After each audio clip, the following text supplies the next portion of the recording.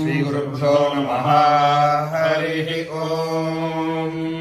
शतमानं भवति शतमानं सकार अकार तकार अकार मकार आकार नकार अकार नादसंज्ञकमकाराः।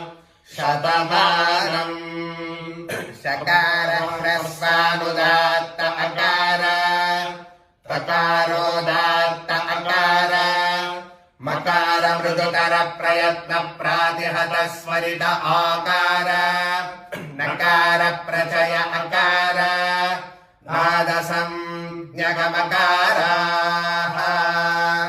शतमानं अर्धमात्रिकशकार